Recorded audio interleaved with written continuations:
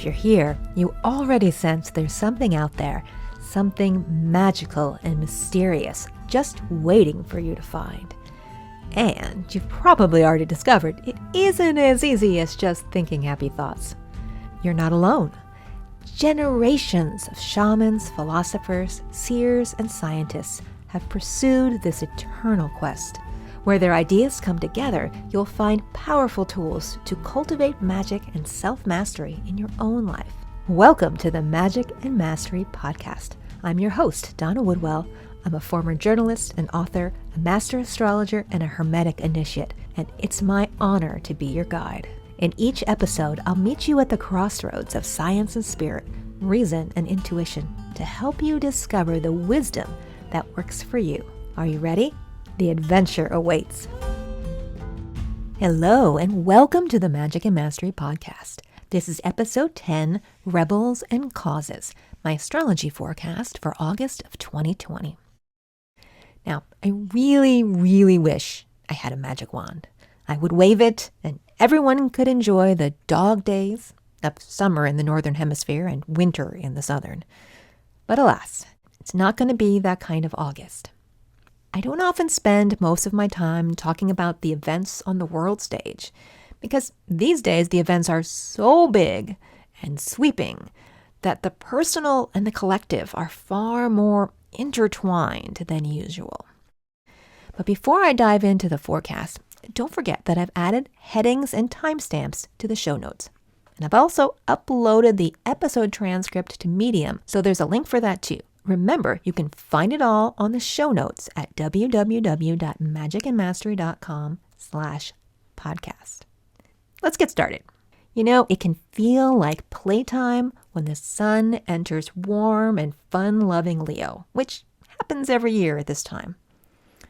But this lion season isn't filled with lazy days, lions lounging in the sun. The heat is on in more ways than one. This year, when the sun enters its home sign again, it discovers it has a house guest. The moon's already there, having arrived in Leo a few days earlier. The moon, being in Leo, amplifies all of Leo's energetic, creative urges.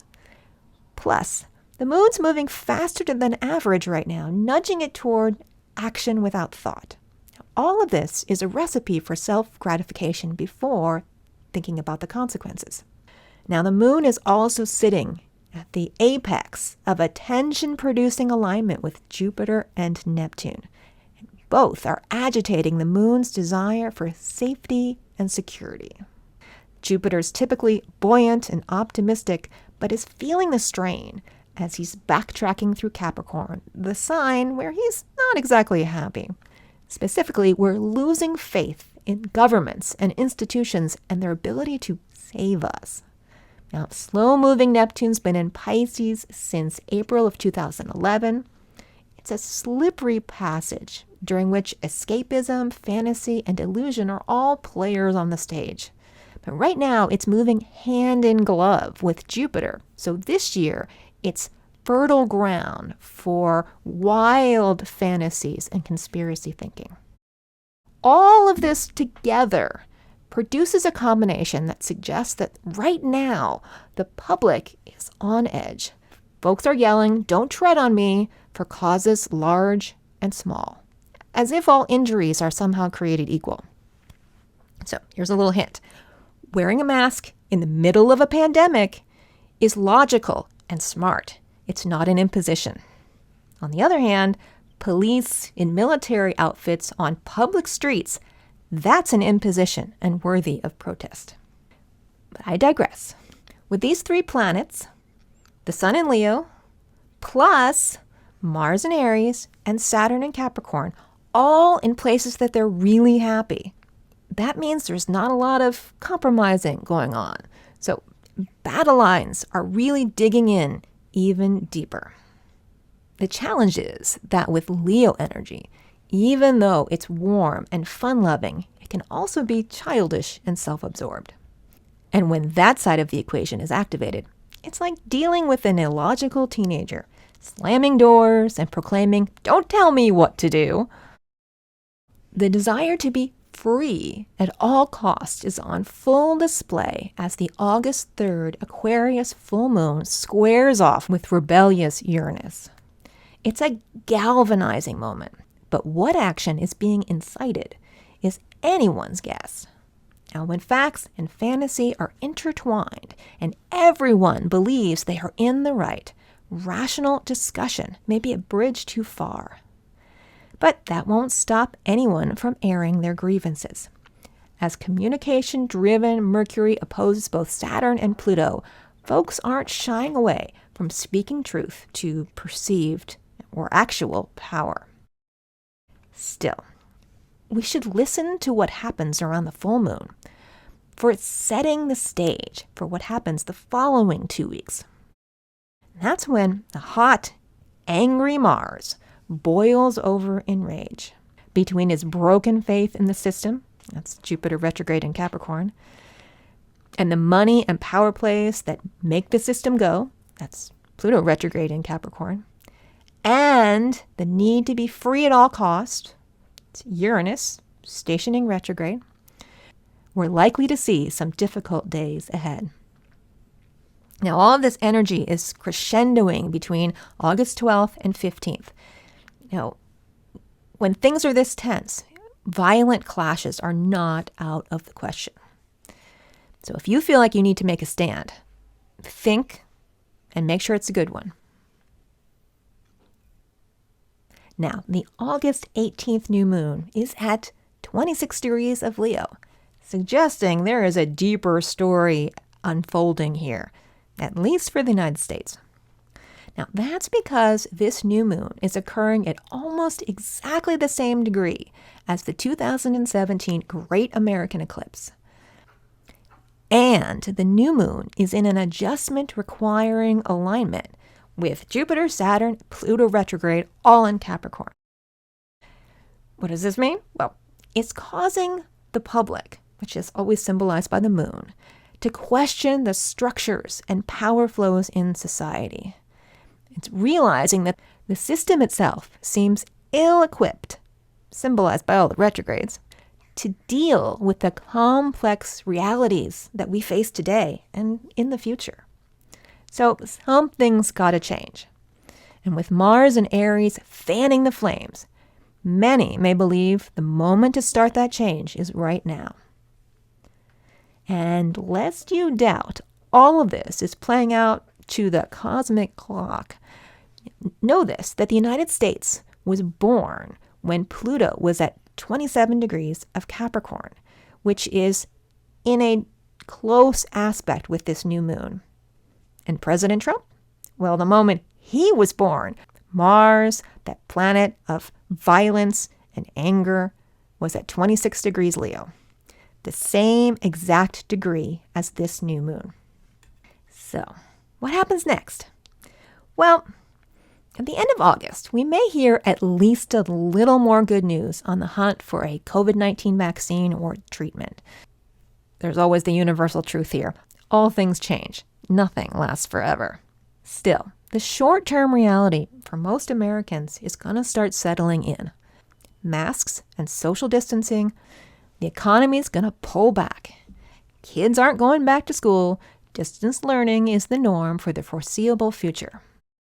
In other words, things will slow down and sink into the pandemic's back-to-school rhythm, for a few weeks at least. Because later in September and into October, all the challenging aspects that we're facing this month are all coming back again. October, not surprisingly, confronts a host of issues about power and justice and action. At the end of August, when things slow down a little bit, you might want to take a breath, get some rest, because it's all going to come back again. You know, this story never ends, and we have infinite opportunities to learn as individuals and societies. But it's much more difficult for a society to learn and evolve without a robust civic society, to imagine new possibilities, a place where diverse ideas can be discussed and debated with civility and respect until compromises can be reached. That's because there's nothing more undemocratic than a winner-take-all attitude, or my way is the only way ideology.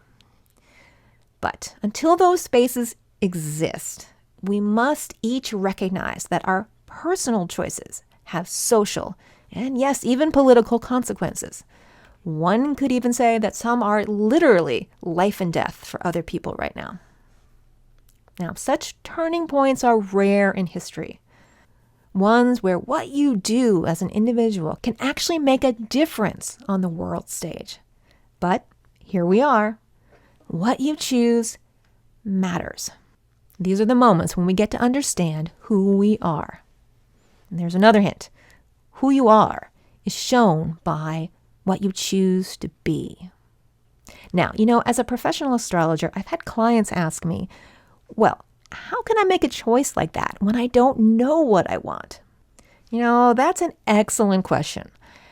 It actually is a perennial question, one humans have asked for ages. Who am I and what do I want? So, I will make you a deal. I'll record my next episode on this question if you'll make some time to do this experiment in the next week.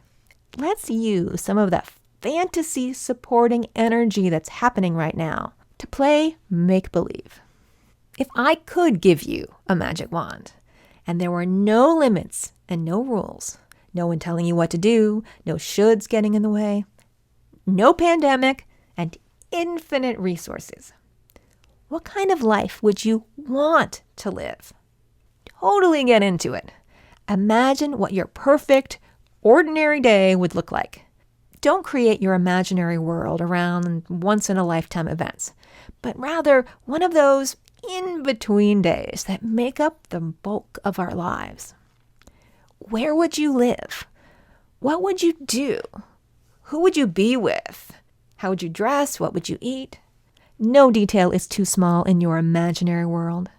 Pick your favorite everything, but especially your favorite things to do. The things you get lost in while you're doing them and feel happy and satisfied for long after they are over.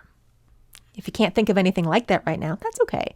Your imagination is just probably a little rusty. So try to think back in your life to a time when you did feel those things. And if that doesn't work, just let your mind wander over the infinite possibilities. What if I fill in the blanks with something you might have seen on television or movies or somewhere in your own life?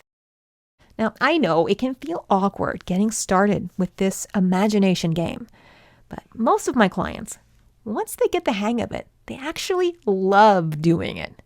I find myself washing dishes and imagining possibilities at the same time. I enjoy the experience. It gets your creative imagination flowing, and it can help you discover what you want and what you don't want. It may even help you consider possibilities you haven't thought about before. In your reflection, you might discover that you already have a few of the things that you've always wanted in your life right now. You just get lost in the noise, which is actually pretty cool that they're already here.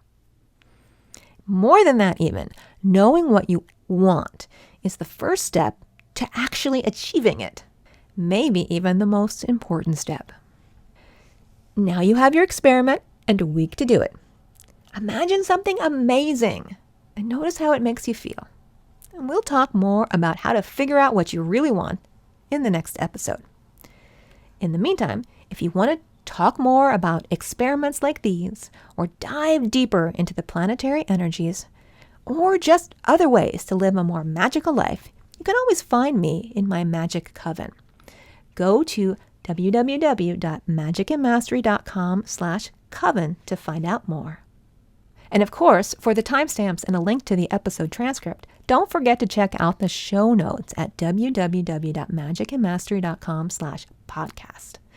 Well, thanks for tuning into this episode of Magic and Mastery with me, your host, Donna Woodwell. And as I've said before, I love getting feedback. It helps me to know what makes you jazzed so I can provide more of the good stuff. Now, it would mean so much to me if you just take a moment to rate and review the podcast. And if you like it, why don't you share it with a friend?